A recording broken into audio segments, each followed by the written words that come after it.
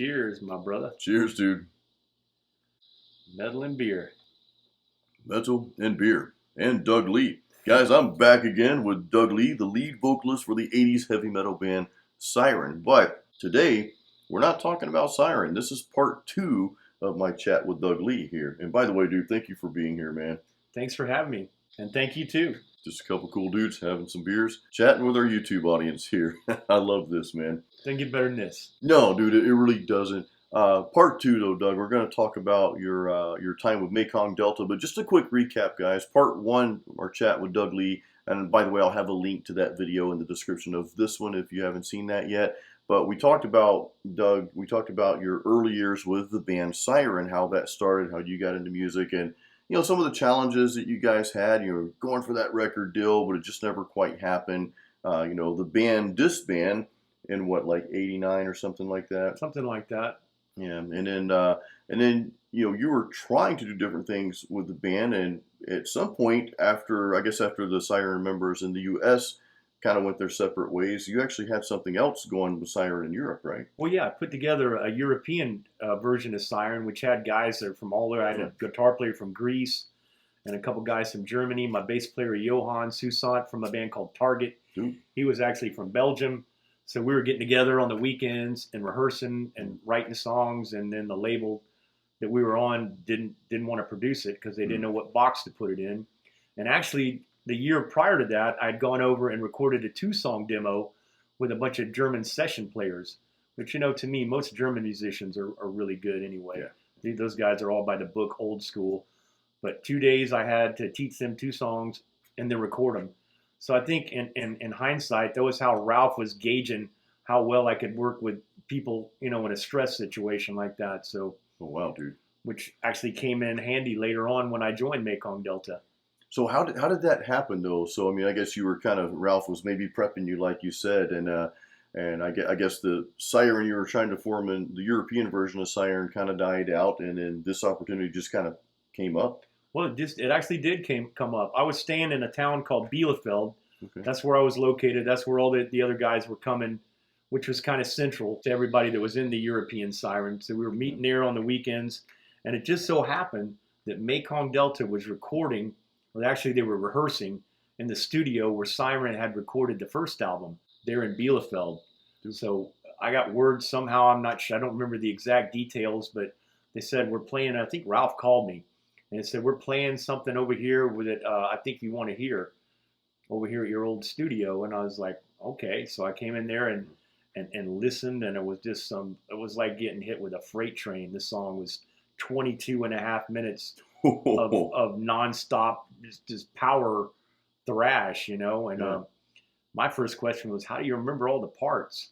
Because they could just say, Einmal mehr, this, that, the other, bam, and they could start right from that point. It's like, how do you remember all that? Wow. And how do you remember all the changes? So it was came into play later on when I had to remember all the changes and write lyrics for what appeared to me to be an instrumental song. Wow. Seemed like a 22-minute instrumental, and it's like, no, we want you to put words in that. So I was like, okay. No, I'm glad you brought that up, because we've actually got some questions from my subscribers here, dude. I put something out there earlier, and they're like, yeah, ask Doug this, ask Doug that. And that was one of the questions, like in Mekong Delta, how much were you involved in the writing process? I know you said the music was done, but like the lyrics and that sort of thing. So what kind of involvement did you have with that? Well, it varied from song to song and album to album. But basically, you know, Ralph wrote all the musical parts.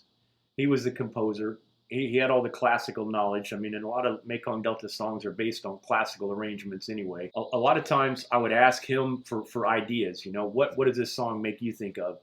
And he'd give me some ideas, and I'd write from that. Like the 22-minute song, the A side of Dances of Death is kind of a futuristic song taking place in the future, in an apocalyptic future, where a group of people are going around in the environment of that, an apocalyptic situation, and trying to find out what the roots that caused this disaster actually were. So that song is about how they progress from just the disaster of chaos to try to find out what actually brought them to where they were. So in the end of that song, and the kind of the climax of it is they find out the reality of what they've been searching for the whole time, which really isn't what they thought at all. So That's kind of a turnaround in a long 22-minute turnaround. So it was pretty interesting to write that. It's the first time I ever wrote anything that long with that many. So I got about at least 12 parts. That's super long, dude. It's like a musical instrumental, Yeah. you know, and I think obviously starts with an instrumental, you know, and then it kind of alternates instrumental part, vocal part, all the way through the whole song. So, wow, cool. Not every movement, and I guess they're movements because it is an orchestral type arrangement. So not every movement has vocals in it. Now, before my next question, I'm gonna get this fly out of my beer, dude. Wow. Yeah, you see that? There, we got him out. I think he's still alive. He's probably drunk. Cheers. All right, cheers. Cheers to the fly. All right, go away, dude. Anyway, so tell us rather, how many albums were you part of when you were with Mekong Delta? Well, I did 3 studio albums. I did Dances of Death, Kaleidoscope, and then Vision Fugitives. And then there was a live album. The live album was called, I want to say it was called Pictures and Exhibition, something like that. Cool. It's a white cover. It's got a picture of a violin on it. Now, so those 3 albums, though, I guess 4 with the live album, you're part of all of that, and you know you were part of the writing process and all that stuff. Now, I know someone asked on the channel here, there was, I guess, one song or album or something that was associated with a film or something like that. I believe it was from the first album, The Hut of Baba Yaga. Okay. Which is another classical old, you know, a remake of another idea and song. But it's in a movie called Dr. M. Dr. M, that's right. Which was a European release. And I want to say as Jennifer Beals and I can't remember the actors that were in there. But it's a European release. I've looked for it, but I've never been able to find it here. It might be out there on the internet for all I know. We've got to search for that after we do this. I'd like to see it someday. Yeah, Mr. Dr. M, right? I've read reviews of it. It's supposedly not too bad. It's a horror movie, so, you know. Speaking of horror movies, I know we were talking earlier, and is there any other songs that are related to movies? I think we were talking about Nightmare on Elm Street at some point. Actually, the last time we toured, our live intro was from the Nightmare on Elm Street. That's right. I believe it's called Firebird from the orchestral suite, and I think that's from the original Nightmare on Elm Street, the first movie. And that would build up and build up and build up, and then we would start out, and our opening song was The Cure. So it would go with the violins, and then we would come in don't. So it really meshed together good, and that was our live beginning, that was kind of a difficult song to do live for the first song because it started off with a scream. I hate songs that start off with screams for your opening song. There's no warming up to that, right? I mean, you're out there. You got to warm up off stage for it, right? And then hope for the best. You hope for the best. So, dude, you know, we're talking about some of the technical stuff, you know, with the music and all that. I mean, this was and Siren has awesome music. Like, I love Siren's music. But then going to Mekong Delta, this was a different style of music. So how did you adapt to that, going from Siren, which was really more like, you know, I want to say like a melodic heavy metal, just raw melodic heavy metal, to Mekong Delta was very technical, and I would say maybe thrash meets progressive, something like that. How was that transition? How did you do that?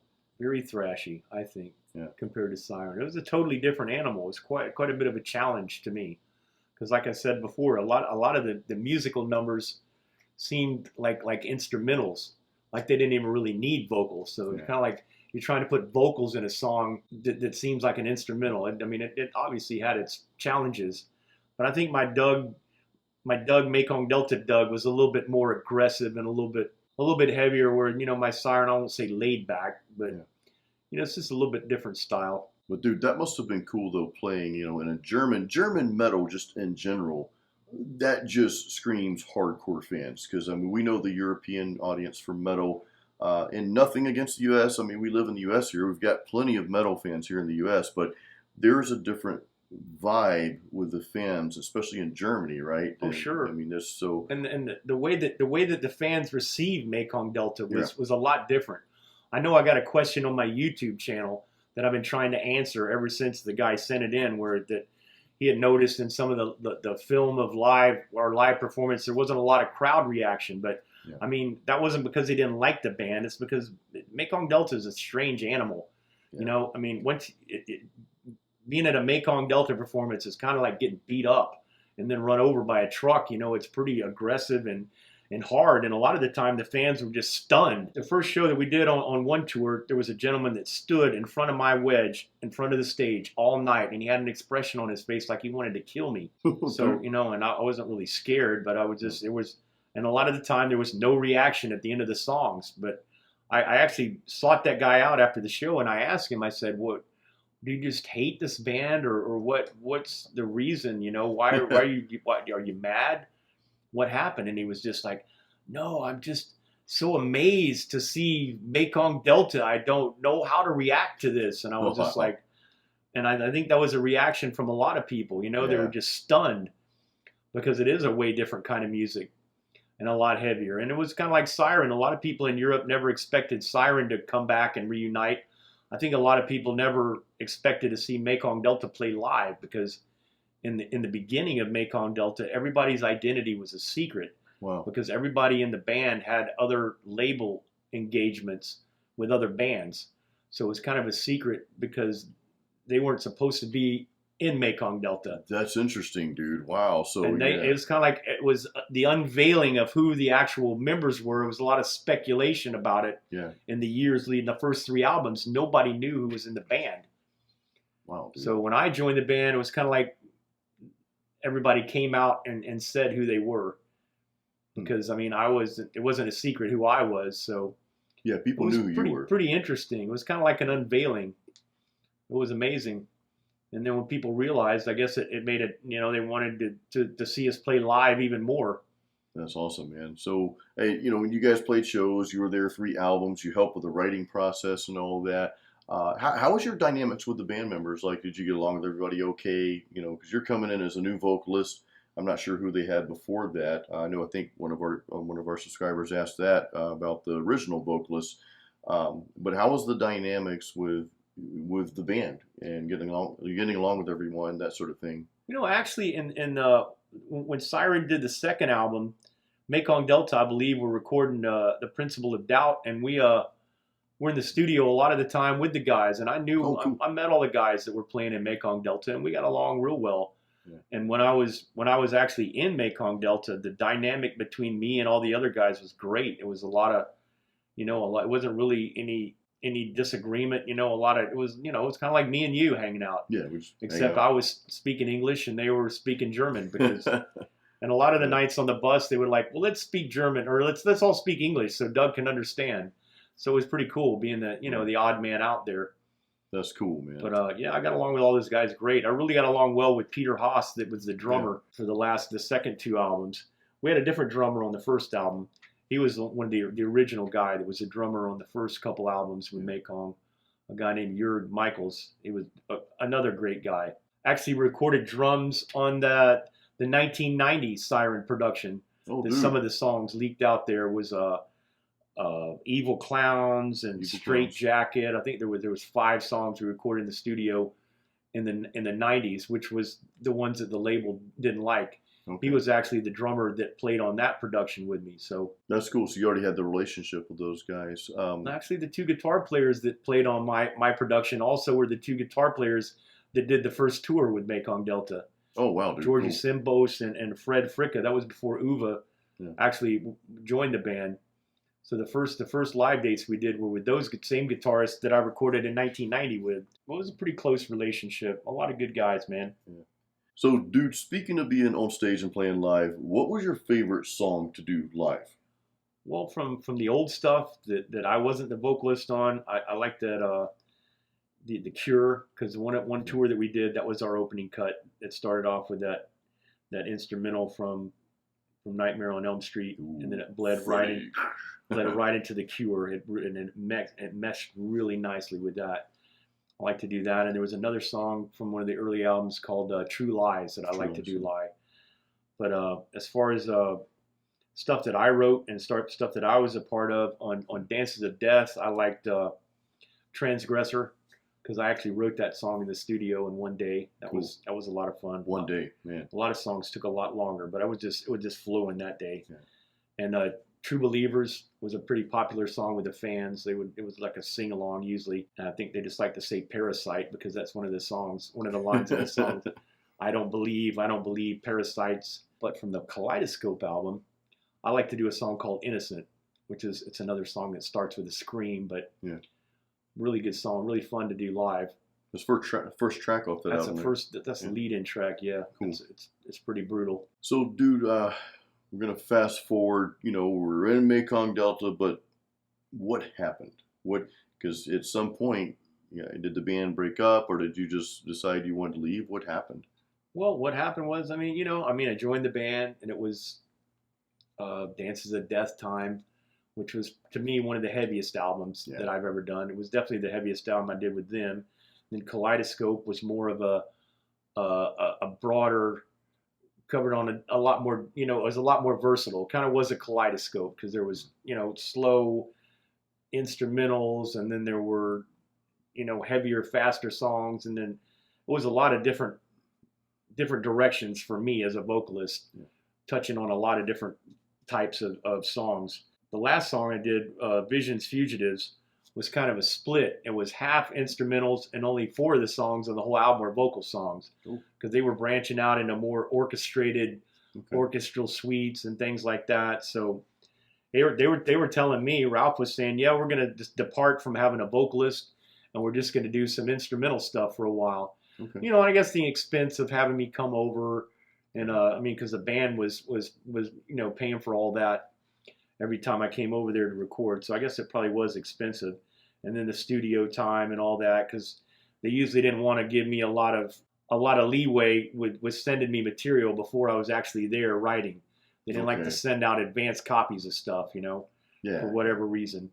But they kind of departed from having a vocalist, and that was my understanding, that they were just going to do instrumental music after that. And I guess that what was for a while, and then I don't know what year they decided to reform with a vocalist, but they've been on a pretty good comeback as far as I know since then.